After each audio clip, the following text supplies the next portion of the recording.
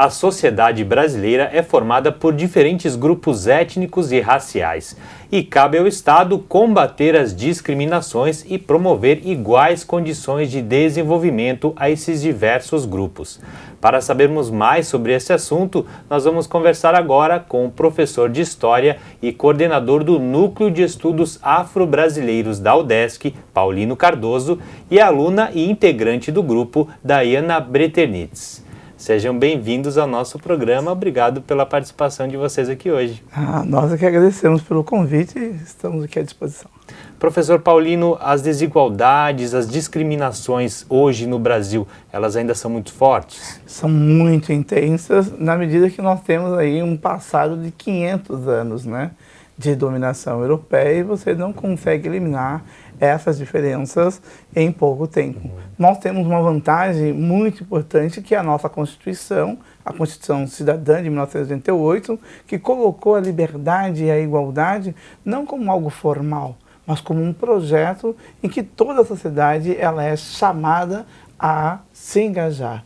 Então, nós temos alguns avanços, né? Hoje, tanto o legislativo como o judiciário, como o executivo, reconhecem que as desigualdades raciais existem e estão comprometidos, de algum modo, com a sua erradicação. De que forma essas desigualdades, essas discriminações, elas são mais percebidas?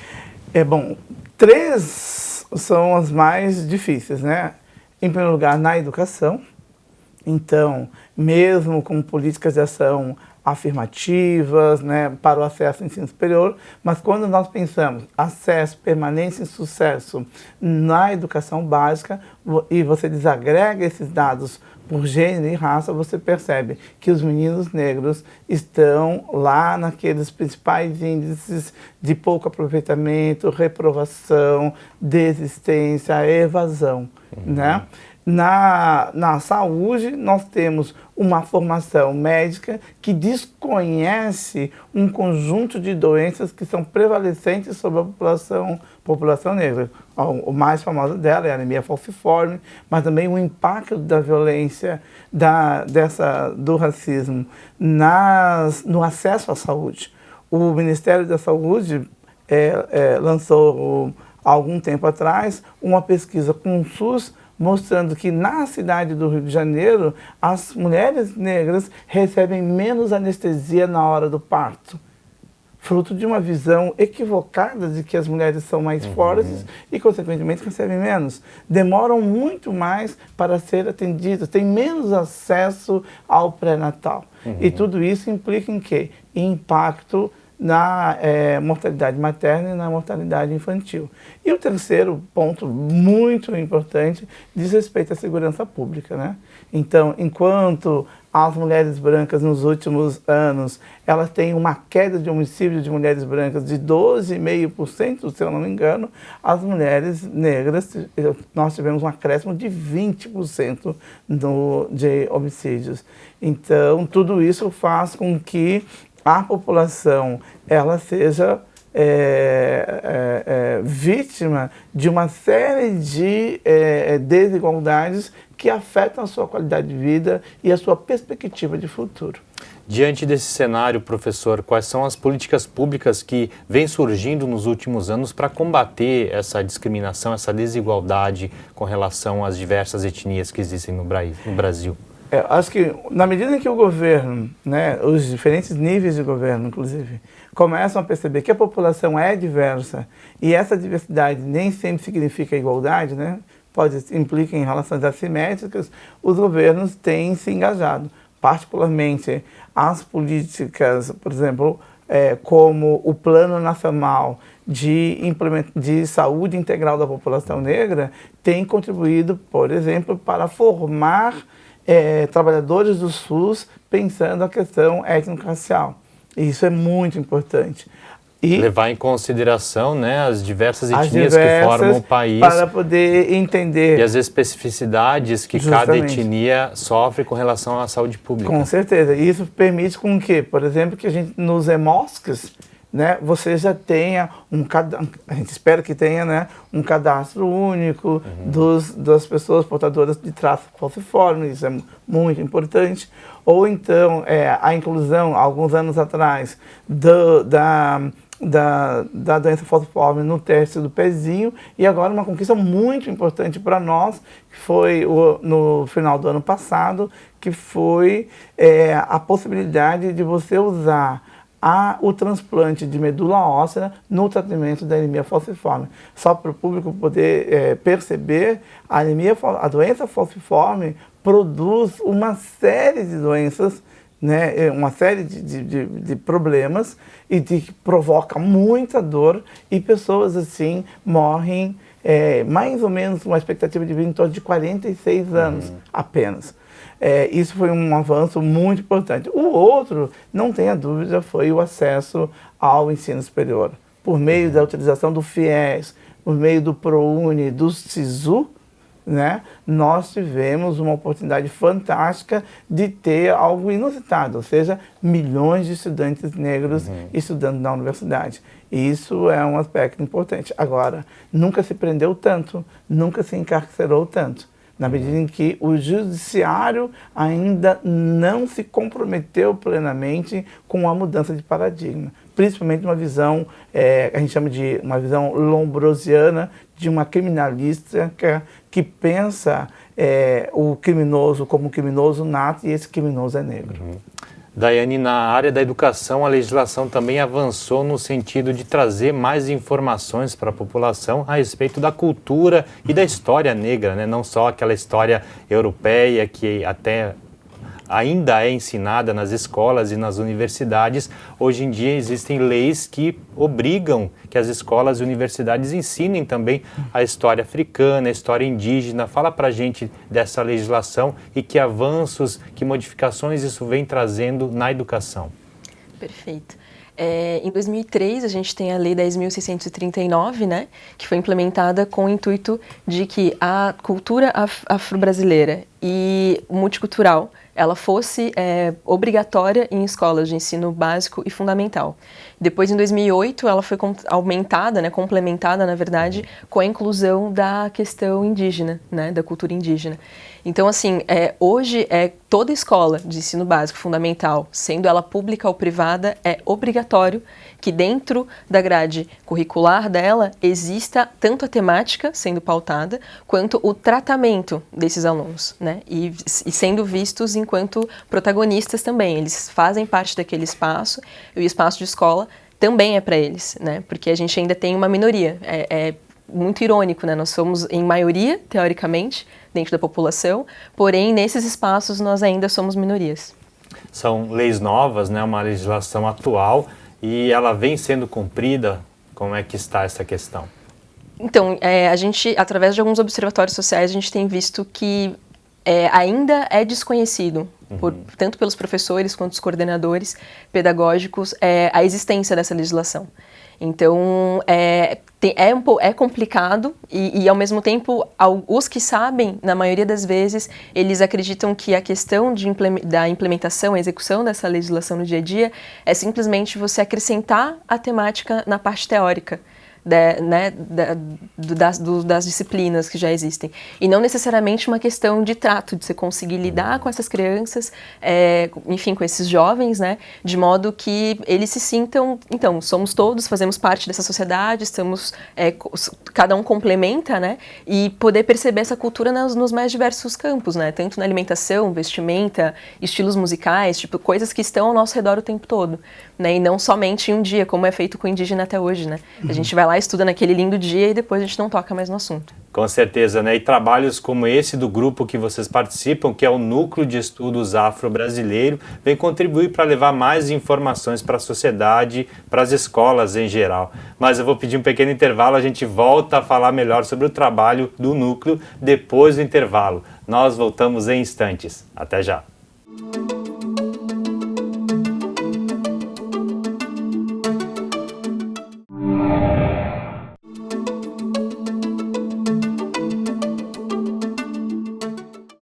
Estamos de volta com Conexão Pública, hoje falando sobre políticas públicas para a diversidade étnico-racial. Nossos convidados são o professor de História e coordenador do Núcleo de Estudos Afro-Brasileiro, Paulino Cardoso, e a aluna e integrante do grupo, Dayana Breternitz. Professor, o senhor então é coordenador, né, do núcleo. Conta pra gente como é que surgiu a ideia de formar esse núcleo e como é que ele atua. Perfeito. Bom, o núcleo, ele é um movimento não só da nossa universidade, mas que hoje já abrange cerca de uma centena de universidades brasileiras. Ou seja, é um momento em que aumenta a presença de pesquisadores negros e negros na universidade e também de pesquisadores que são antirracistas. Esses pesquisadores se reuniram, né, nas suas universidades e aprovaram espaços que cumprem um duplo papel. De um lado, promover o diálogo acadêmico no interior da universidade, fomentar pesquisa, fomentar estudos, mas ao mesmo tempo fomentar a extensão, ou seja, dialogar com o restante da sociedade. Então o NEAB cumpre esse papel de tornar a UDESC mais plural e fazer da UDESC um instrumento político, né, um lugar onde você pode tensionar o restante da sociedade pela implementação de políticas de igualdade. Vocês realizam ali um trabalho importante dentro da universidade de apoio aos estudantes, né, que são de etnia negra ou de outras etnias também, a, digamos assim, ocupar melhor o espaço dele dentro da universidade. Como é que funciona esse trabalho, professor? Então, o professor Sebastião, o antigo reitor da UDESC, sempre dizia que para as pessoas de comunidades vulneráveis, mesmo a universidade pública é cara. Né? Mesmo por quê? Porque ela tem uma dinâmica. E aqueles que não conhecem a universidade, porque vêm de comunidades vulneráveis, não conseguem aproveitar aquelas oportunidades que estão ali disponíveis. A nossa tarefa é fazer com que esses estudantes, nós não só contribuímos para tensionar a universidade a ter políticas de promoção de igualdade e de acompanhamento desses estudantes, e a nossa tarefa é fazer o acolhimento desse estudante de tal modo que ele possa justamente aproveitar, conhecer e aproveitar seus direitos. Muitas vezes existem bolsas, programas que os estudantes desconhecem. Com certeza. Por exemplo, a nossa universidade oferece auxílio moradia, oferece auxílio alimentação, ela tem algo que é muito legal, que é um programa de mobilidade estudantil internacional, né, e outras bolsas acadêmicas, que se você não preparar esse estudante para perceber, para formar, para se organizar, para ter um currículo que o torne desejável por outros professores, ele certamente não aproveitará todo o potencial e não terá o que para nós é muito importante, que é o sucesso acadêmico. Então não basta entrar, não basta permanecer, é preciso ter sucesso. Dayana, além do trabalho dentro da universidade, vocês também realizam diversos projetos fora da universidade, né? Conta pra gente que projetos são esses. Bom, nós temos o Observatório de Educação Étnico-Racial, né? Que, na verdade, ele faz um acompanhamento nas instituições de ensino básico e fundamental, em Santa Catarina, especificadamente. É um trabalho com a Secretaria de Educação desses municípios e também com as coordenações e professores, né, no intuito de levar o conhecimento através de oficinas, cursos de formação, né. Os cursos de formação em específico, eles são hoje oferecidos à distância, através da plataforma Moodle, né, da instituição, e ele é a nível nacional. Então, nós temos professores das mais diversas áreas também, né, não somente as áreas de humanas. E principalmente fazendo um acompanhamento aí já pessoalmente em Santa Catarina, no sentido de verificar como essas políticas estão sendo implementadas nas escolas, né? E o conhecimento, como a gente havia dito, né, de quem está conseguindo implementar, de quem conhece a lei mais a fundo e quais são as medidas que as instituições estão conseguindo executar no dia a dia. Você é aluna da UDESC, né, do curso de administração, e participa do grupo, do núcleo, né? Exato. Outros alunos também participam. Como é que se dá essa atuação de alunos da UDESC dentro do núcleo? Então, o núcleo ele faz parte da FAED, né, que é a área de educação, na verdade, da instituição. E E o intuito, na verdade, é que qualquer pessoa possa participar, qualquer graduando ou até pessoa da sociedade civil, né, venha enquanto parceiro do núcleo, né, poder fazer a sua contribuição, né, diante dessa temática. Eu, na verdade, conheci o núcleo através da professora Cláudia Mortari, né, o convite foi através dela, e numa simplicidade de querer, na verdade, fazer prestar um serviço referente à administração, a gestão das atividades do núcleo e a parte financeira do núcleo, né?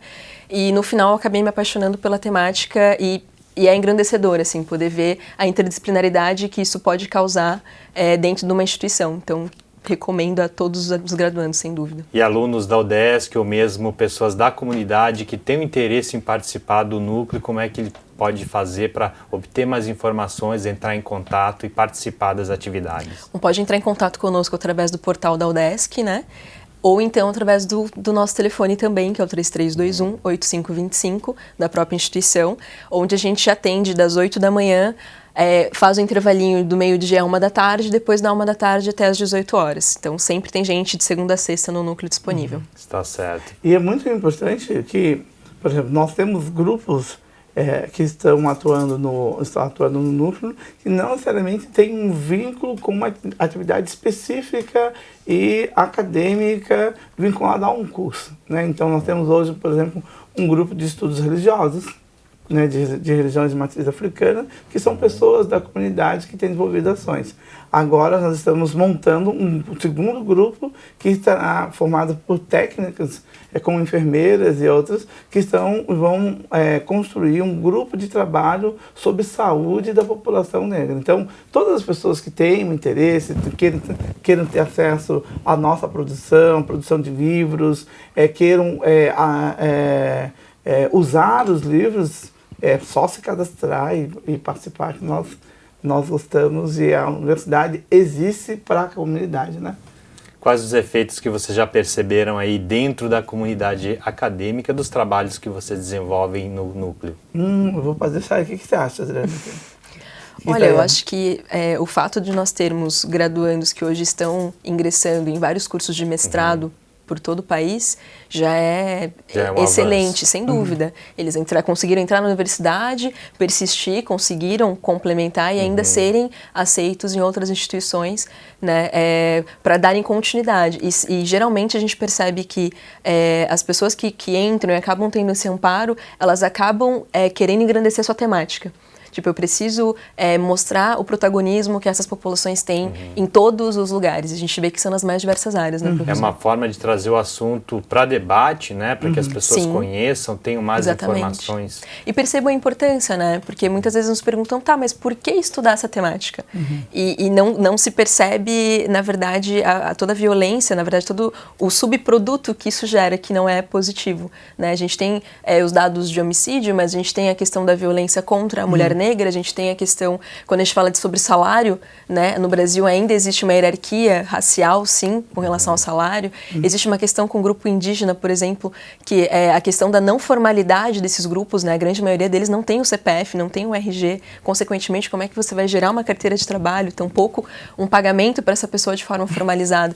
Então, são uma série de questões que vão sendo avaliadas e vistas durante o processo, né, de estar com essas pessoas, que a gente consegue levar adiante e falar, tá, e aí a resolução? Onde é que a gente vai buscar a solução para conseguir facilitar a inserção e a integração dessas pessoas? Afinal de contas, a sociedade é uma só e a lei é feita para todos, mas não necessariamente as ferramentas dadas para que se tenha acesso a isso, né? Eu acho que nessa direção, que talvez